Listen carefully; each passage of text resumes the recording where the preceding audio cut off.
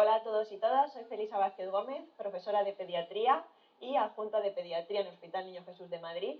Y a continuación os voy a comentar las pinceladas más importantes que debemos tener en cuenta y reconocer para el estudio de este tema, que se titula Desarrollo normal del niño y alteraciones asociadas. Ya sabéis que es un apoyo a todo lo que tenéis ya por escrito, pero el objetivo, antes de empezar con esta clase, es saber qué nos vamos a encontrar cuando nos pongamos delante del estudio de ese tema que está preparado. Entonces, ¿cuál es el objetivo de nuestra sesión de hoy? Pues estudiar el paciente pediátrico, pero el paciente pediátrico desde lo que es el desarrollo normal, el estado de salud que decimos nosotros, y por tanto se va a basar en conocer el desarrollo normal de este paciente y saber identificar dentro de ese desarrollo normal qué alteraciones son más frecuentes de encontrar según las distintas etapas que tengamos de su vida, así como también saber de forma bastante somera cómo debemos manejarlo, qué cosas podemos tener nosotros en cuenta y manejar en el centro de salud y qué otras cosas deberíamos nosotros derivar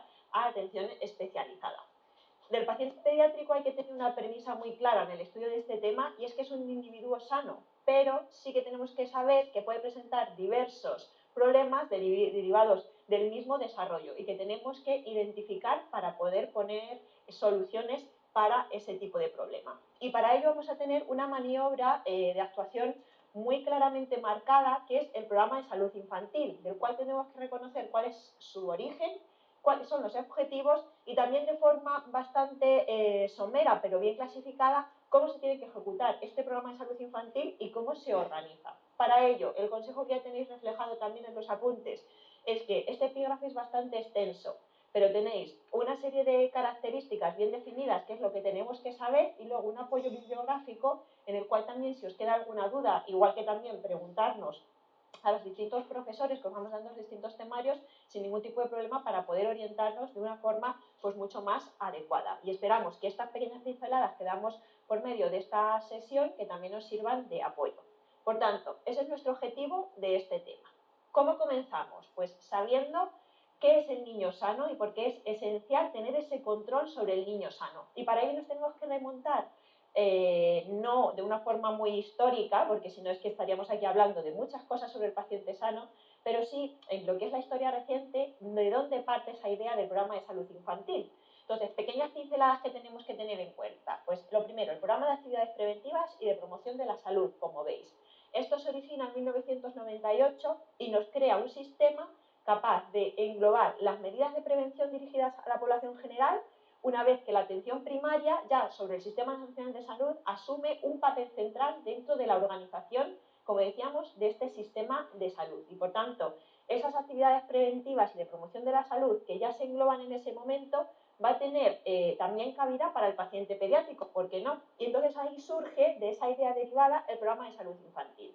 Entonces, son una serie de actividades programadas y bien descritas que se generan por medio de una serie de pediatras de atención primaria y de enfermería, que tiene un papel esencial de atención primaria, sobre en qué momento se tienen que hacer qué determinadas actividades para promocionar la salud y vigilar la salud según los distintos grupos etarios que nos vamos encontrando en nuestra población infantil.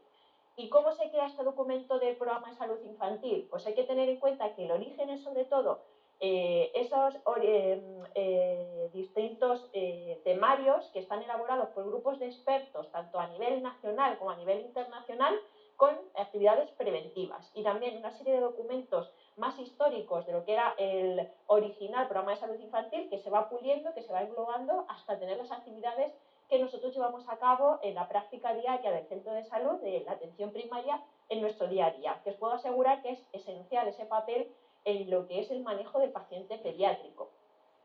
¿Qué más tenemos que conocer sobre ese control del niño sano?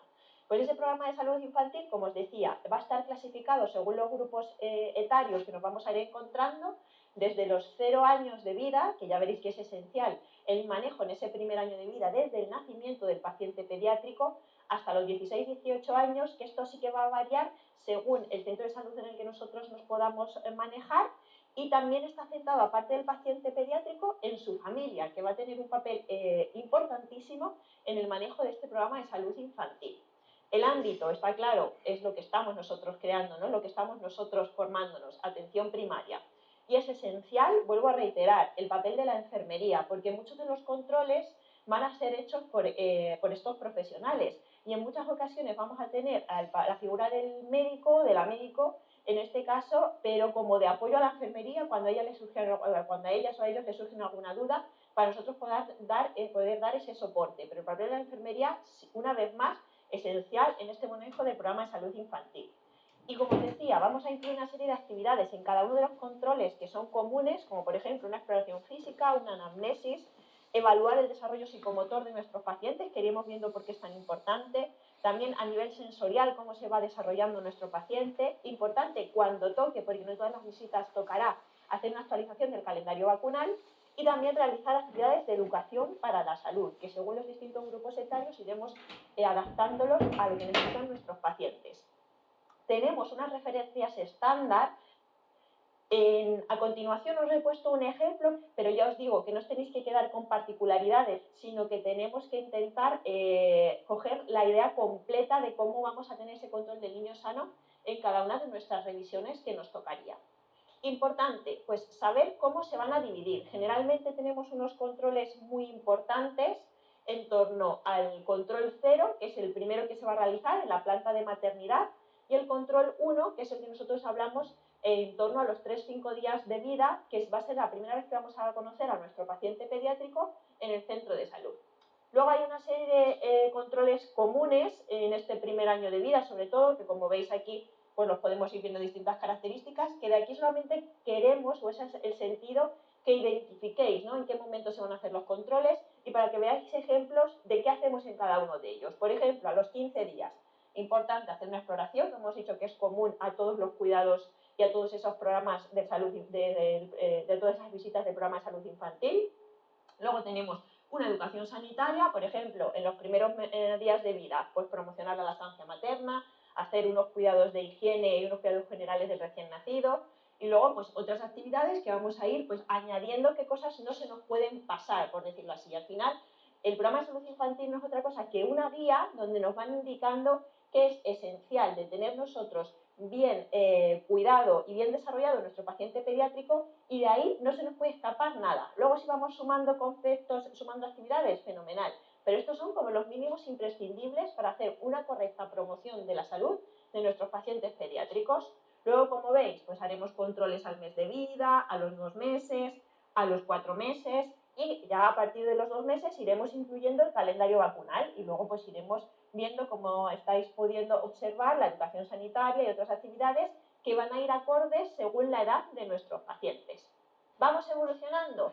A medida que nos vamos haciendo un poquito más mayores, a partir de ese año de vida, los controles se van a ir espaciando. El primer año de vida va a ser esencial hacerlo de una forma muy seguida porque tenemos mucho que hacer con ese paciente en el primer año de vida, pero a partir de entonces todo va a ir espaciándose, como os comentaba. Por ejemplo, aquí tenemos a los 6 meses un siguiente control, a los 9 meses, en torno al año de vida, a los 15 meses, a los 18 meses.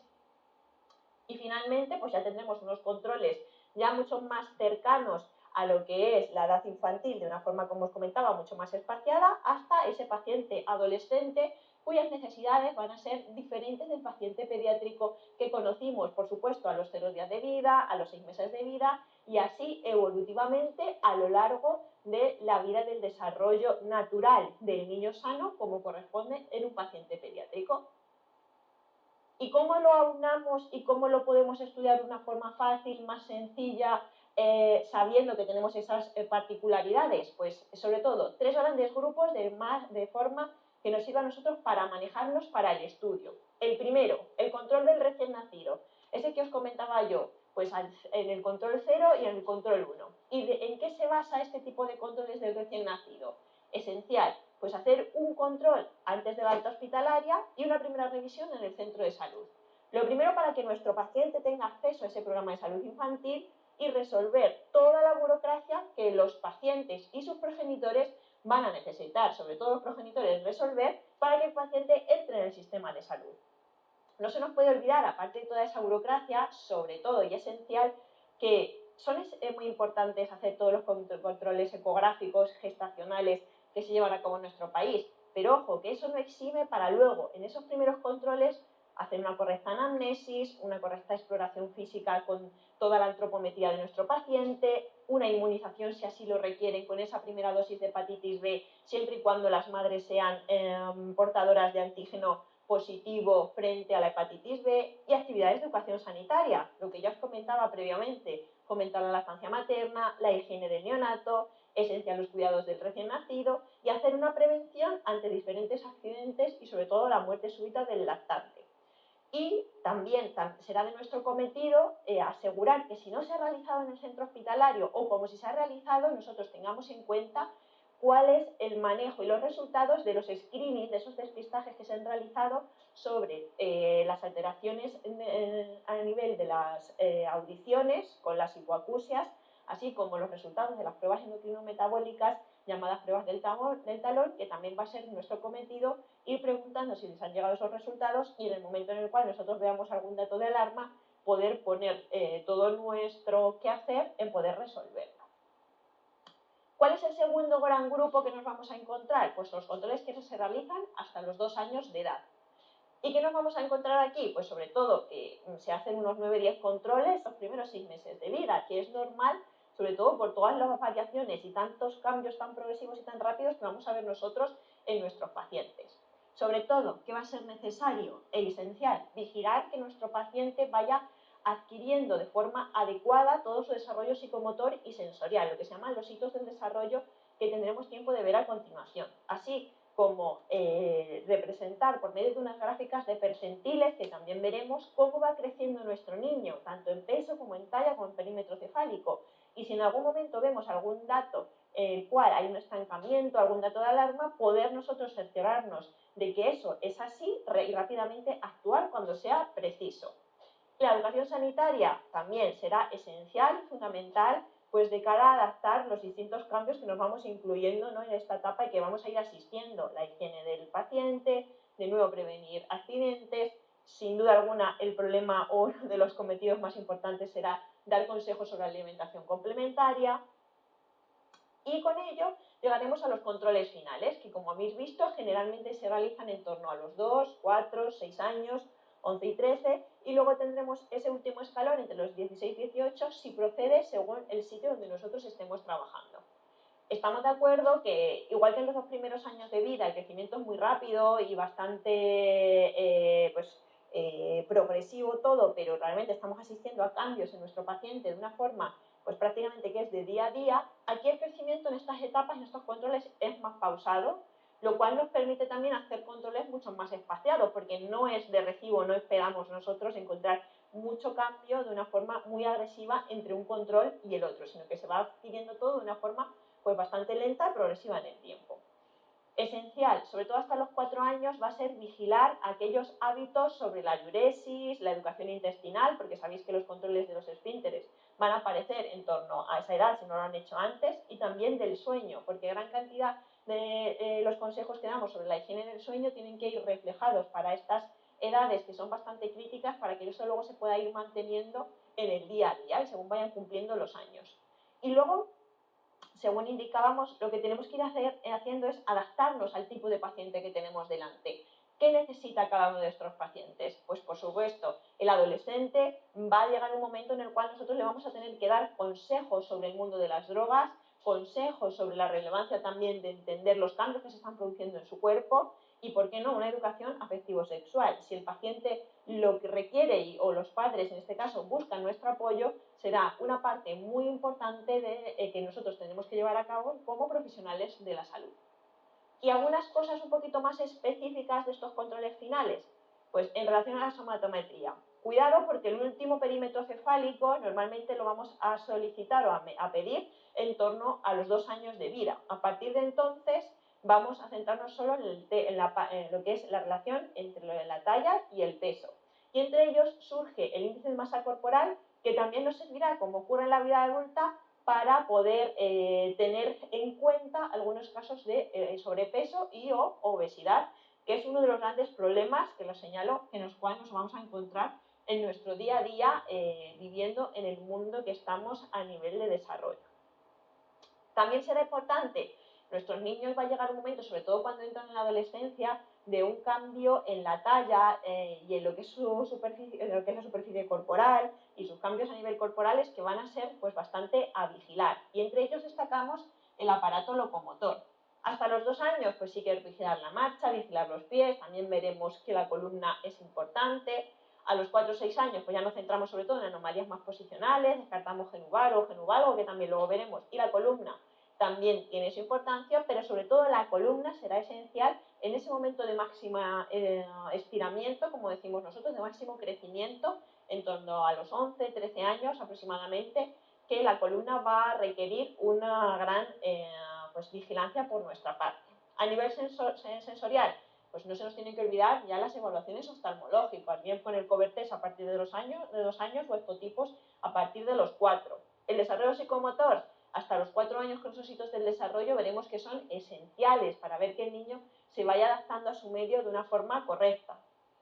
Explorar el tiroides también a partir de los 6 años y el aparato genitourinario tampoco se nos tiene que olvidar porque es una parte esencial de nuestros pacientes pediátricos. Y a partir de los 11 años, sobre todo en ese momento crítico de la vida en el cual si no hemos entrado en la pubertad todavía lo vamos a hacer, nosotros vamos a ser grandes espectadores de esos grandes cambios y no se nos tendrá que pasar a hacer también un despistaje, un abordaje de los trastornos de la alimentación, porque en esta fase es cuando ya se empiezan a identificar algunas alteraciones conductuales que podemos poner nosotros remedio cuanto antes mejor, y también ese desarrollo puberal, esos cambios a nivel de los caracteres sexuales secundarios, cómo se va modificando el cuerpo, que también va a ser importante que lo tengamos en cuenta para ayudar a hacer a los pacientes afectos de ello o a los pacientes que están viviendo ello para que lo interioricen como algo natural y sano de los cambios que se van a evidenciar en su propio organismo. Bien, o sea que esta primera parte es importante que os quedéis con las divisiones más clave en el programa de salud infantil, que sepáis cuál es el origen, de dónde parte esa idea, cómo lo podemos clasificar y cuál es el objetivo final, que son identificar que nuestro paciente vaya creciendo y se vaya desarrollando de una forma acorde, que la familia también nos ayude a ello y, sin embargo, no se nos puede olvidar que pueden aparecer problemas, que pueden aparecer patologías y que gracias a estos programas de salud infantil, si no han contactado con nosotros antes las familias, lo vamos a poder evidenciar porque no existe como tal ninguna otra especialidad donde acudan los pacientes simplemente a hacerse una revisión porque le toca, ¿verdad? O sea, bueno, luego cuando ya somos adultos en la parte de medicina del trabajo, pero no es el mismo concepto y lo que estamos buscando. Dicho lo cual, ¿cuáles son los problemas más importantes a los cuales nos vamos a enfrentar como médicos que estamos tratando niños en nuestro entorno de atención primaria? Pues en primer lugar, os queríamos referir los problemas en el crecimiento físico y psicomotor de nuestros pacientes. Siempre decimos que los que tratamos con niños, tanto médicos de atención primaria como médicos de familia, como los propios pediatras, somos unas personas muy privilegiadas porque podemos asistir a esos cambios, ese desarrollo y esa evolución de nuestros pacientes pediátricos y que tenemos que tener las armas, por decirlo así, para identificar tanto esos problemas o ese desarrollo normal en el recién nacido neonato de 5 días que viene a su primera consulta a nuestro centro de salud o aquel adolescente de 16 años que nos está pidiendo consejo sexual por alguna práctica o alguna duda que tenga en ese momento determinado. Y nosotros pues vamos a ser grandes partícipes de todo ese desarrollo. Así como tal, nosotros tenemos estos elementos que ya los habréis visto en numerosas ocasiones, que también están en los comentarios de texto que tenéis asociados, que son las tablas de percentiles. Las tablas de percentiles, que las vamos a tener adaptadas a tanto a sexos como por edades en nuestros pacientes pediátricos, nos permiten que tanto para la longitud como para la talla, para el peso de nuestros pacientes, como para el perímetro cefálico, vayamos indicando en estas tablas, en cada una de las visitas, cuánto mide, cuánto pesa, cuánto de perímetro cefálico tiene nuestro niño y que luego vayamos uniendo los distintos puntos creados en el cual se quedará una determinada curva. Es lo que se llama la curva del percentil. Y cada uno de nosotros está llamado a pertenecer a un determinado percentil con una más o menos variabilidad por encima o por debajo. ¿Qué ocurre? Que en algunos momentos pues sí que vamos a poder ver que se produce un estancamiento de ese crecimiento o que se produce sobre todo, aceleración del crecimiento que nos llama mucho la atención. Y por eso nosotros decimos que el mejor parámetro para saber que nuestro paciente está creciendo bien es la velocidad de crecimiento, que no es otra cosa que la relación que existe entre esos dos parámetros esencialmente, entre el peso y la talla. Dicho lo cual, nosotros también podemos tener algunos trucos para identificar cómo van ganando peso nuestros pacientes y cómo van ganando talla nuestros pacientes. El peso se dice que en torno a los 6 meses de edad se duplica en torno al nacimiento. O sea, imaginaos que nuestro paciente pediátrico al nacimiento pues tiene un peso de 3 kilos, por tanto, si nosotros lo multiplicamos por 2, ¿vale? Pues sabemos que a los 6 meses tiene que pesar, para que todo vaya bien, en torno a 6 kilos de peso. Y en cuanto a la talla, ¿tenemos algún otro truco? También, sabiendo que aproximadamente a los 4 años de edad, la talla con la que nacemos se duplica. Si aproximadamente en un recién nacido a término la talla suele ser de 50 centímetros, pues podremos nosotros saber que nuestro paciente en torno a los 4 años va a medir en torno a 1 metro de estatura. O sea que estas tablas de percentiles importantísimas. Algo más de reconocer con ese crecimiento y ese desarrollo, sobre todo en la parte física, los dientes. Pues simplemente una característica que tengáis en cuenta, que es que los dientes de leche, los residuales, van a ir apareciendo aproximadamente en torno a los 6 meses de vida y se van a empezar a caer en torno a los 6 años de vida. Y por tanto, esa regla del 6 se nos puede quedar en la cabeza, y también que podéis identificar una idea que es también fácil de almacenar, que os permita saber que el desarrollo de los dientes es totalmente independiente al desarrollo corporal de nuestro paciente pediátrico. Dicho lo cual, nuestro niño puede tener 11 meses, tener un desarrollo perfecto a nivel psicomotor y a nivel corporal, y que todavía no le haya salido ningún diente. ¿Eso significa que el niño tenga alguna patología asociada o que realmente hay algo que no va bien? Pues no, habrá que darle su tiempo, cada uno tiene su propio desarrollo, pero además es totalmente independiente la dentición del resto del desarrollo de nuestros pacientes pediátricos. Y ahora bien, si ya tenemos en cuenta cómo podemos nosotros albergar esa talla normal, pues hay unas divisiones en lo que, por ejemplo, se ha llamado la talla baja idiopática, en el cual, como muy bien estaréis pensando, muchos y muchas de vosotras, idiopático es cuando realmente no tenemos mucha idea de por qué surge. Lo que está claro es que no hay algo patológico detrás de estos pacientes que nos estén indicando que tenemos que abordarlo de una forma más agresiva. Entonces, dentro de esta talla baja idiopática, tenemos que hacer un diagnóstico diferencial entre lo que se llama un retraso constitucional del crecimiento y lo que se llama una talla baja familiar. Entonces, imaginaos que en este primer supuesto nos están contando a un paciente varón de 14 años de edad que con 14 años mide 150 centímetros. Entonces los padres están bastante agobiados y él también, porque se compara con el resto de sus compañeros de clase y claro, todos los demás han dado su estirón, tiene su desarrollo sexual, pero él todavía pues no ha dado ese estirón, siempre ha sido de los percentiles más bajos, pero sin darle mucha más importancia, porque había otros niños también pequeños como él, pero en este momento se están notando mucho las diferencias. ¿Qué nos llama la atención? Que la exploración física de este chico es normal. Es verdad que todavía no tiene ningún dato de desarrollo puberal, ningún carácter sexual secundario, pero por lo demás no tiene ninguna dismorfia, el fenotipo es normal. Por eso ahí nos quedamos tranquilos. Y curiosamente, nosotros si le hacemos una radiografía de la edad ósea, que es la prueba complementaria que nos tiene que sonar en estos casos, que no es otra cosa que hacer una radiografía de la mano de la muñeca no dominante y compararla con una serie de atlas radiológicos que ya el propio radiólogo nos va a decir qué edad se puede identificar en esa muñeca comparativamente con lo que ya sabemos que se ha establecido, nos vamos a encontrar que la edad ósea de este paciente está por debajo de la edad cronológica. Es decir, que si este chico tiene 14 años a nivel cronológico, pues la fecha de cumpleaños que él presenta, la edad ósea va a estar en torno a 12,5 años, por ejemplo, siempre por debajo de ello. Y además nos encontramos que la talla de los progenitores de mamá y papá, en este caso, pues es normal o bien tirando a alta.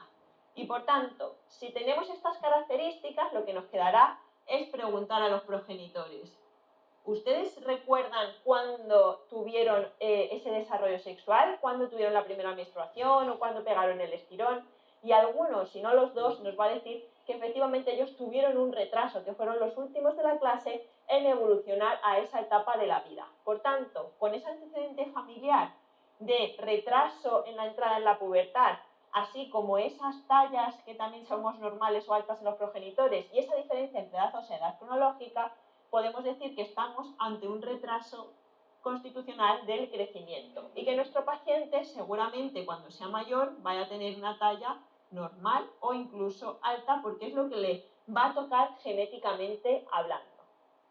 La talla baja familiar, sin embargo, también son pacientes que van teniendo a lo largo de toda su vida percentiles bajitos, pero igual llega el mismo motivo de consulta de un varón de 14 años que mide 152 centímetros en este caso y que tiene una exploración física normal, pero a este sí que ya tenemos algunos datos de caracteres sexuales secundarios. O sea que sí que parece que algo ya va cambiando en su organismo.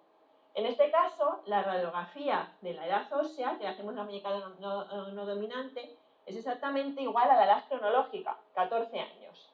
Y sin embargo, vemos que la talla de sus progenitores es más bien baja. O como mucho muy normal, pero más tirando a baja, de ambos dos o al menos de una forma llamativa en uno de ellos. ¿Qué nos queda pensar en ellos? Que en este paciente que está todo bien en su exploración física, que en la radiografía ósea vemos que es igual la edad de sus huesos con la edad cronológica y que además la talla de los progenitores es baja o bien tirando a muy normal pero hacia abajo, pues estamos ante una talla baja familiar. Y sin mucho miedo a equivocarnos podemos decir que la talla de nuestro paciente cuando sea adulto pues va a ser pues más bien tirando a baja. ¿Por qué? Porque genéticamente está llamado a ello. ¿Estos niños han tenido una talla baja al nacimiento? No, porque intraútero no tiene nada que ver esos percentiles que nosotros vamos albergando. Es más, estos niños seguramente si rehistoriamos a las familias, ambos si nacieron a término, tendrían entre 49, 50, 51 centímetros y luego al nacimiento ir creciendo es cuando hemos visto esos percentiles bajos a la hora de ir ganando talla en lo que es su desarrollo normal vital. ¿Bien? Pero estas dos patologías es muy importante que hagamos un diagnóstico diferencial de ellas porque las podemos manejar y las podemos identificar muy bien en nuestra consulta de atención primaria. En cuanto a la talla baja patológica, pues simplemente que nos suene que existe, pero que ya nos darían otra información de en qué casos derivar, ¿no? Pues si ya hay mucha diferencia entre la radiografía de edad ósea y la edad cronológica, o si vemos que a nivel del fenotipo y de la exploración física hay algunas cosas muy anómalas o que no cumplen esas características, ya estaríamos hablando de una talla baja patológica, lo cual nos obligaría a hacer una derivación a endocrinología pediátrica para hacer ese seguimiento y despistaje. Dentro también del crecimiento normal de nuestros pacientes, pues vamos a tener la pubertad. Que la pubertad hay que también identificarla como una etapa crítica de la vida por todos los cambios físicos que van a aparecer en el organismo de un paciente pediátrico en clara evolución y desarrollo, pero no solamente a nivel físico, sino también emocional, a nivel hormonal. Hay un mare magnum de cambios que muchas veces es difícil si no hacemos un buen acompañamiento que puedan entender todo y esa también va a ser nuestra misión, tanto en el programa de salud infantil como luego identificar qué cosas se están escapando de esa pubertad normal. Esa pubertad normal, ¿cómo la vamos a identificar en las pacientes pediátricas? Pues en las niñas. La pubertad empieza un poquito antes que en los chicos, en torno a los 8 o 13 años. Y el primer dato de encontrarnos una pubertad normal va a ser la telarquia. Y característicamente las niñas van a dar un estirón durante la pubertad. El máximo típico de crecimiento será entonces. Los varones, pues tenemos entre los 9 y los 14 años, empiezan un poquito más tarde. El primer dato objetivo que vamos a encontrar va a ser el incremento del volumen testicular y suelen crecer o al final de la pubertad o ya incluso habiendo acabado la misma. Hay una serie de gráficos que nos van a ayudar a hablar del estadiaje de la pubertad e incluso los estadios de Tanner, que fue una persona que estudió y que fue un gran conocedor de la evolución puberal de nuestros pacientes pediátricos, y hizo una serie de estadiajes, tanto a nivel del vello púbico que va a ir apareciendo en nuestros pacientes pediátricos, así como en la telarquia. Y tenemos por otra parte el orquidómetro de Prader, que va a estar datado cada una de las cuentas que podéis ver con una numeración, que no es otra cosa que un volumen, y ese volumen nos va a servir para poder comparar nosotros el test de nuestro paciente pediátrico con el orquidómetro y saber si estamos ante un proceso de evolución normal de la pubertad o hay algo que se nos está escapando. ¿Y todo esto para qué? Pues porque si no sabemos qué es la pubertad normal, no podremos identificar qué cosas están excediendo a esa pubertad normal. Y aquí tenemos que hacer dos divisiones. Identificar, por una parte, qué es la pubertad precoz, pero llamada pubertad precoz falsa o también pseudo pubertad precoz, de lo que es la pubertad precoz real. La pubertad precoz falsa o pseudo pubertad precoz, ¿cómo se define? Pues es aquella que aparece por debajo de 8 años en niñas, por debajo de 9 años en niños. ¿Y qué características tienen que ser definitivas de esa pseudo pubertad precoz? Que existe un desarrollo incompleto, por tanto aparece algún dato de desarrollo sexual, pero de forma aislada, por medio de una telarquia precoz, por medio de una menarquia precoz aislada o por medio de una pubarquia precoz aislada. ¿Y eso cómo lo podemos identificar nosotros? Porque aparte de la exploración física, solo datar algunas de estas características, vamos a tener una edad ósea normal por medio de una radiografía simple de muñeca, como hemos visto, y lo más importante, no hay una aceleración del crecimiento. Se mantiene, el paciente va creciendo, pero no existe un estirón marcado que nos identifique que vamos a poder estar ya dentro de esa pubertad. Está claro que cada uno de ellos va a tener un manejo un poquito más singular, pero lo que es esencial es mantener una actitud conservadora con un seguimiento periódico que podemos hacer nosotros en nuestras consultas, o si lo derivamos a endocrinología pediátrica, también lo harán exactamente igual los compañeros. Completarán el estudio con este tipo de pruebas y con esta exploración, pero mantendrán una actitud de seguimiento periódico. La telarquia precoz, pues simplemente puede ser algo fisiológico. Hay un pico de telarquia precoz aislada en torno a los 2 años de edad, luego en torno a los 6-7 años, que muchas veces involucionan sin ningún tipo de problema. La menarquia precoz habrá que excluir otras causas. Y la pubarquia precoz, ojo, porque sí que se ha podido relacionar con hiperandrogenismos futuros. Por ejemplo, el síndrome de ovario poliquístico, que en algunas pacientes sí que se ha podido ver desarrollado cuando hemos visto síndrome de ovario poliquístico en adolescentes o en mujeres jóvenes que tuviesen ese antecedente previo cuando eran pequeñas. Y esto es esencial distinguirlo de lo que es la propia pubertad precoz real, la que realmente sí que tenemos que derivar y estar muy atentos, porque hay que hacer un despistaje bastante rápido y en el cual pues tenemos que centrarnos nosotros mucho de poder identificarlo. Pubertad precoz real es la que aparece en menores de 8 años siendo niñas o menores de 9 años siendo niños, en la cual podemos encontrarnos que ya existe esa aceleración del crecimiento, existen varios caracteres sexuales secundarios y la edad ósea está incrementada. Por tanto, tienen que aparecer varios caracteres sexuales secundarios, la edad ósea va a estar incrementada en relación a la edad cronológica, es decir, sus huesos están creciendo más rápido que lo que le corresponde según su fecha de cumpleaños, y sobre todo a recordar esa aceleración del crecimiento. Será esencial, como tenéis en el epígrafe descrito, hacer pruebas complementarias, aparte de esa edad ósea analítica completa, hormonal, tanto con hormonas centrales como con hormonas que vienen de las gónadas y las glándulas adrenales, que nos identifique cuál es el origen. Está claro que si las hormonas que están elevadas son hipotálamo hipofisarias, LH, FSH, GnRH, el origen será de pubertad precoz central. Y a todos se nos tiene que encender la bombilla pensando, ante una sospecha de pubertad precoz central, vamos a pedir una prueba de imagen. Y lo que menos radia y lo que es quizá coste-beneficio más inocuo para nuestro paciente, siendo una prueba pues bastante compleja dentro de lo que cabe, será la resonancia. Lo cual nos va a definir cuál es la causa. Si en la resonancia vemos una lesión ocupante de espacio, pues ya lo tenemos. Esas alteraciones en el sistema nervioso central, pues un tumor germinal, un craneofaringioma, un adenoma, esas lesiones son las que van a producir ese tipo de pubertad precoz central, o cuando no encontramos ninguna lesión, pues tendremos una pubertad precoz central idiopática. De nuevo usamos ese apellido idiopático porque, descartadas las causas centrales, no hemos encontrado el motivo por el cual nuestro paciente tiene esas alteraciones. Si tenemos una lesión ocupante de espacio, utilizaremos la cirugía. Si no tenemos esa cirugía, claro, y luego ya con la histología, pues más o menos quimioterapia, radioterapia, según necesite nuestro paciente. Si tenemos una pubertad central precoz idiopática, podemos valorar utilizar análogos de GnRH administrados de una forma periódica en el tiempo para frenar esa pubertad.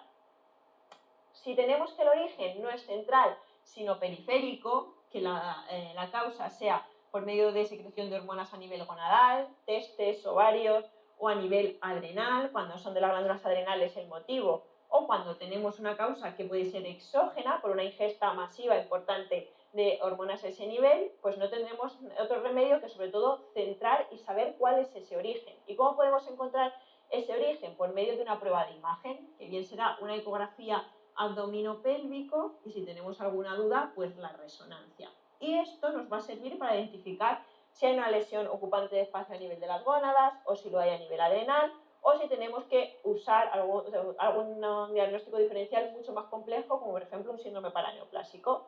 Y según lo que nos vayamos encontrando, vamos a identificar si necesitamos fármacos antiandrogénicos para poder hacer una anulación de ese eje, o intentar hacer cirugía, más o menos otros tratamientos complementarios. Pero es muy importante hacer esa primera analítica, la edad ósea, identificar cuál es el origen, si central o periférico, y con ello ya identificar también, a su vez, con pruebas de imágenes, cuál es el motivo que nos está llevando a esa pubertad precoz. Por supuesto, nosotros como médicos de atención primaria lo que tenemos que centrar es identificarlo y, en el caso de que lo tengamos claro, derivarlo a endocrinología pediátrica para una atención especializada.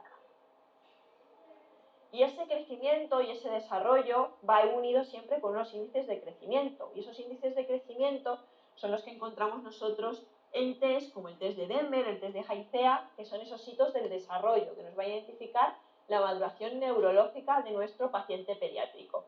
Importante identificarlo en cada una de las revisiones del niño sano según vamos cumpliendo edades. En el recién nacido, pues importante saber que poca cosa va a hacer, todavía no fija la mirada, sí que es capaz de girar la cabeza sin sostenerla. Como veis, los hitos se van consiguiendo desde la cabeza hasta los pies de una forma bastante progresiva y evolutiva. Al mes de vida tiene que aparecer la sonrisa social, a los 3 meses el sostén cefálico, a los 4 meses puede coger objetos, a los 6 sentarse y decir alguna sílaba, a los 10 ponerse de pie, al año intentar andar y hablar, y a partir de los 15 meses decimos nosotros que empieza a hacer cosas más complejas, pues corre, combina 2 palabras, hace torres de cubos, y esto desde la esfera motora, pero como veis también están interiorizados pues muchas otras cosas de la psique, a través del psiquismo. Y por eso el desarrollo infantil, habéis visto que tanto el área motora, la cognitiva, la del lenguaje, la parte más de la esfera social y con quién se relaciona, pues es esencial que en cada una de nuestras visitas nosotros lo podamos preguntar, lo podamos llevar a cabo e identificar si en algún momento hay alguna regresión de ese desarrollo o hay algún estancamiento, pues saber qué hay detrás, ¿no? Porque podemos estar ante un simple retraso del lenguaje, o podemos estar ante un trastorno generalizado del desarrollo. Y nuestra misión como pediatras y como médicos de atención primaria en este caso va a ser identificar esos datos y dar el soporte que se precisa. Por eso nosotros muchas veces en la consulta habéis visto que tenemos estas características para ir preguntando a los padres, señalándolo, y en el propio programa de salud infantil también está identificado cada uno de esos hitos que debemos de ir consiguiendo. ¿Qué más cosas podemos encontrar a nivel de las evaluaciones y de nuestras exploraciones del niño sano? Pues alteraciones ortopédicas. ¿Cuáles son las más importantes? Sin duda alguna, el dolor de miembros inferiores idiopático, aunque algunas cosas sí que también podemos saber cuál es la causa, o lo que también se ha llamado malamente el dolor de crecimiento. Esos dolores de crecimiento suelen ser curiosamente vespertinos, nocturnos. Hay veces que despiertan por la noche, pero no suele ser de una forma muy marcada. Generalmente hay veces que también se relacionan cuando el niño ha tenido una actividad física pues muy intensa a lo largo del día o como cuando han cambiado mucho, han tenido deporte y suelen aparecer de una forma bastante difusa o en la cara posterior del muslo o en la pierna.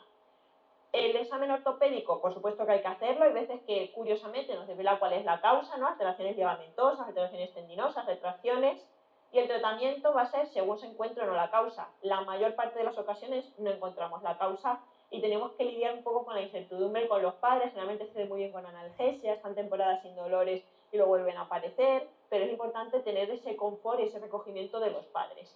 Y ojo, si este dolor hay algo que despierta en nosotros algún dato de gravedad, ¿no? Si despierta por la noche de una forma incesante, si acompaña de síntomas constitucionales, si afiesta solamente a una pierna, si presenta algún tipo de estos datos o si vemos una tumoración asociada, ojo, que ya no es un dolor típico de miembros inferiores, dolor del crecimiento, sino que puede haber detrás una leucemia, un tumor maligno asociado óseo o de partes blandas, una artritis hepática juvenil, algunas otras causas ortopédicas como un PERTES, sinovitis, o sea que ojo con esto porque puede haber datos de alarma que nosotros tenemos que identificar.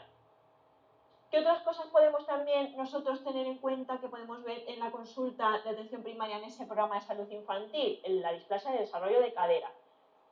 Antiguamente se llamaba luxación congénita de cadera, pero esto es como una definición bastante falsa, porque ni todas las caderas se encuentran luxadas, ni todas evolucionan hacia una luxación y no todas van a ser congénitas, y por tanto poco acertada esa definición. La displasia de desarrollo de cadera, sin embargo, pues sí que engloba una serie de alteraciones que nosotros tenemos que darnos cuenta sobre el desarrollo de la cabeza del fémur, del acetábulo, que es la parte articular, ¿verdad?, o de ambos, que pueden provocar problemas en el desarrollo y la estabilidad de la cadera.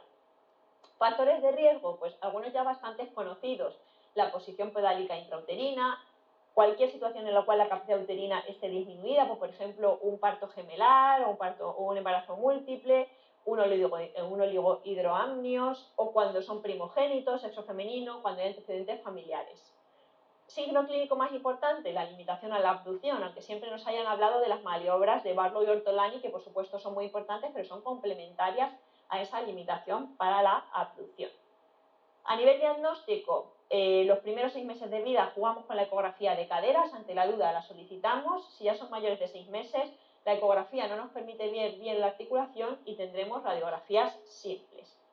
El tratamiento se va a iniciar con el arnés de Pavlik y si no mejora en 2 o 3 semanas ya iremos a una cirugía, contracciones, inmovilizaciones y utilización de yesos pelvipédicos. Y al final es muy importante tener en cuenta que esta enfermedad es una enfermedad dinámica y por tanto, aunque se resuelva en el momento agudo o subagudo en esos primeros meses de vida, siempre lo vamos a necesitar hacer un seguimiento adecuado de esa displasia de desarrollo de la cadera, porque si no nos puede jugar una mala pasada por la madurez esquelética de nuestros pacientes. Y aquí, como veis, tenemos las maniobras de Barlow y Ortolani, muy conocidas por todos nosotros, pero recuerdo que son complementarias al resto de la exploración ortopédica que vamos a ver en nuestros pacientes.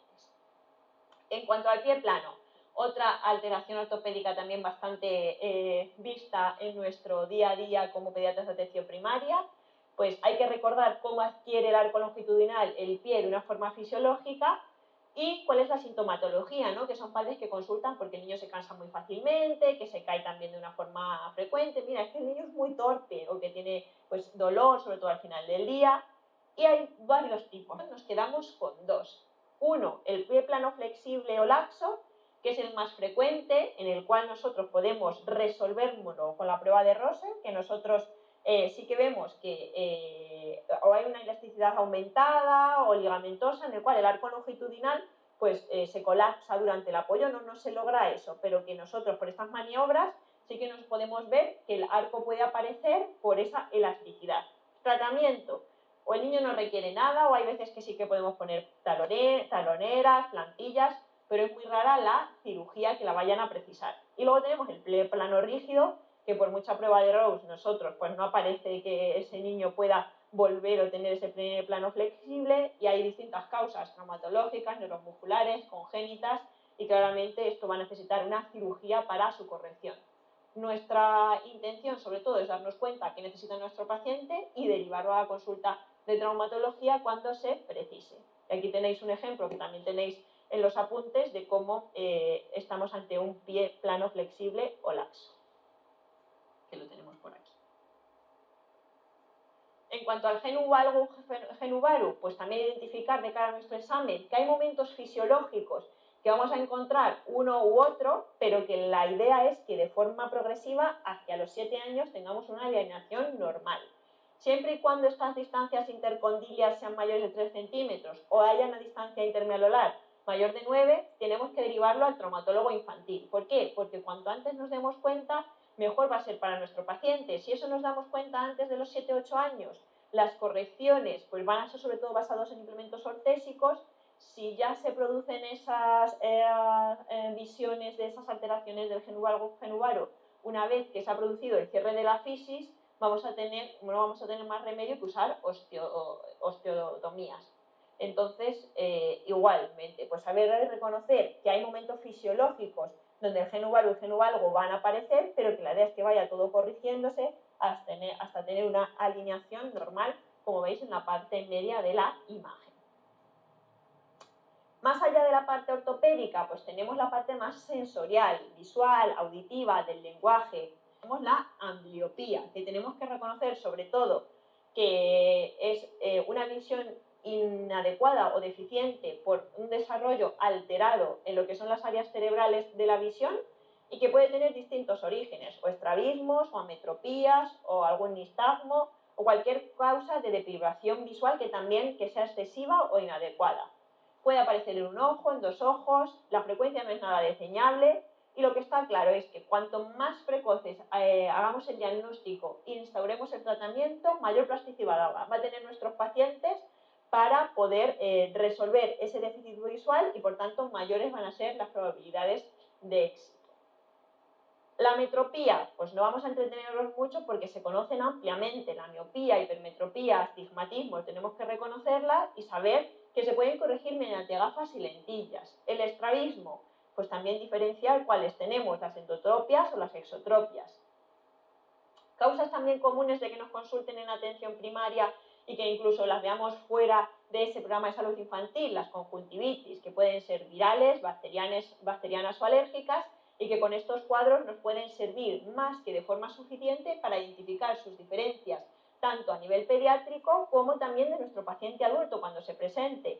Y, por tanto, la conjuntivitis neonatal, que no se nos debe olvidar también identificar algunos datos, sobre todo en esos primeros controles del recién nacido, tanto en la planta de maternidad como en esos primeros días de vida, y las uveitis, que las uveitis generalmente son raras en el paciente pediátrico, pero de aparecer van a tener una causa bastante clara de una enfermedad asociada sobre todo a nivel reumatológico. Importantísimo, la leucocoria, que la leucocoria la tengamos que identificar, ¿vale? Que es la presencia de una pupila blanca debido a un proceso patológico que puede darse a nivel retropupilar.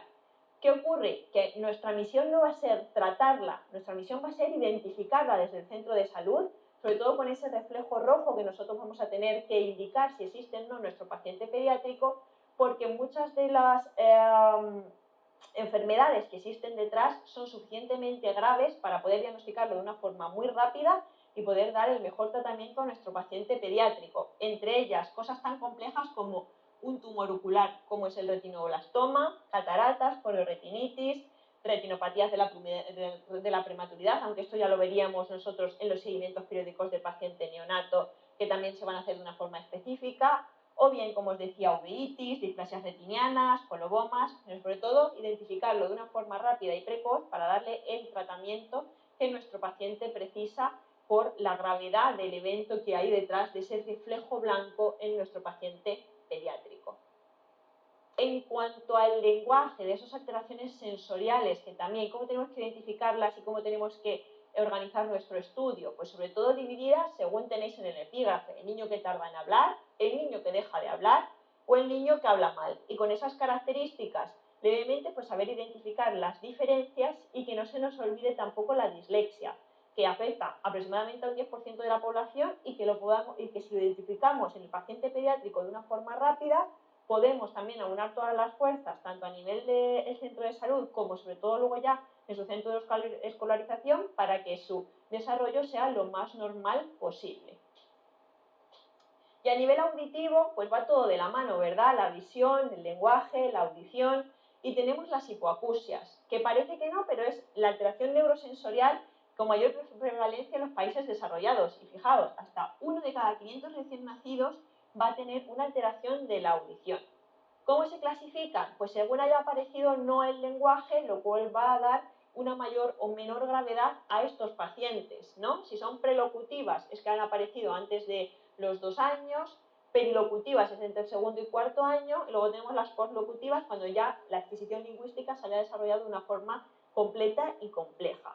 Por supuesto, estas dos primeras van a entrañar mucha mayor gravedad y van a ser peores en el desarrollo posterior de nuestro paciente pediátrico y puede poner en problemas graves el desarrollo de ese lenguaje oral.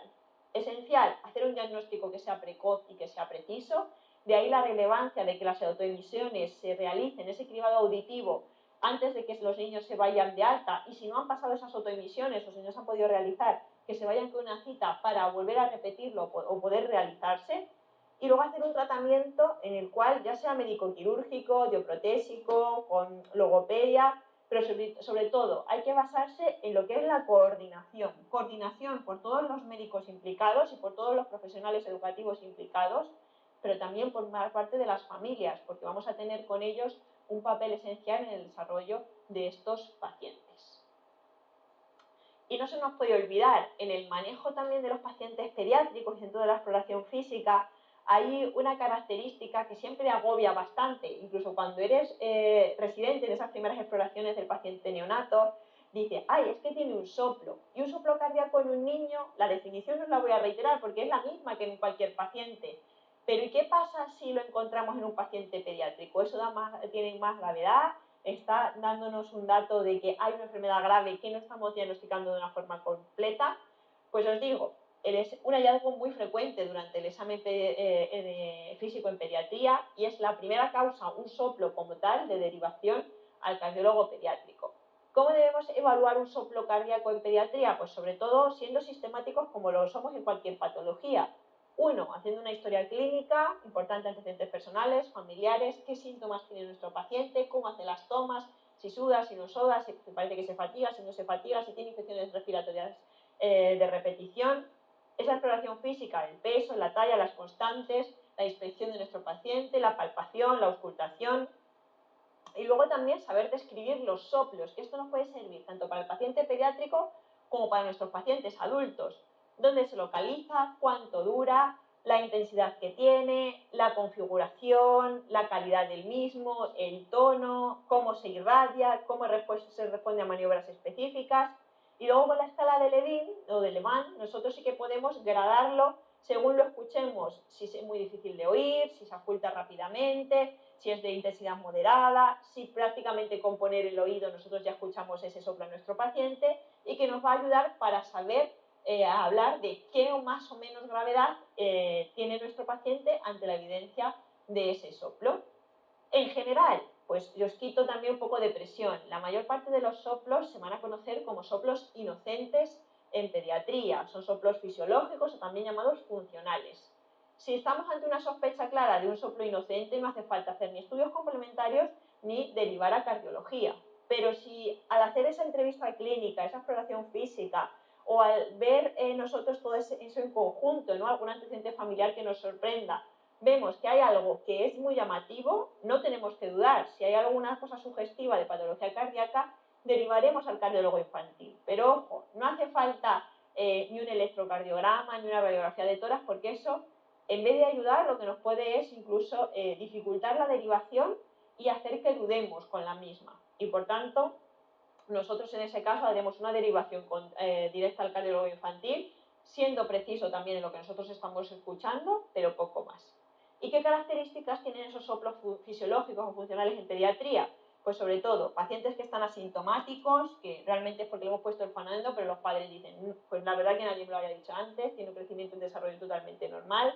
Si son sistólicos, si son continuos, si están solamente siendo audibles en un solo foco cardíaco, si son bastante suaves, por debajo de esa anterior clasificación debajo de un grado 3 de Lehmann, si tienen un alto tono, si son muy musicales, muy piantes, si no tienen chasquidos, si no tienen ritmo de galope asociado, o si son de corta duración y, por ejemplo, se modifican con la respiración, ¿no? Porque hay veces que decimos, es una arritmia, pero luego el niño le dices, no respires, y en ese caso ya se normaliza, pues ya sabemos que causa-efecto, ¿no? Si el niño para su frecuencia, o sea, para su respiración mínimamente, rápidamente, y ya se normaliza esa arritmia, pues es una arritmia que no entraña ningún tipo de problema ni en el ritmo ni en alguno de los soplos que se modifiquen con el problema respiratorio. ¿De acuerdo? Por tanto, hasta aquí este tema. Espero que os haya sido de utilidad y que sea provechoso. Sobre todo, fijaros en esos consejos que decíamos en el inicio y mucho ánimo.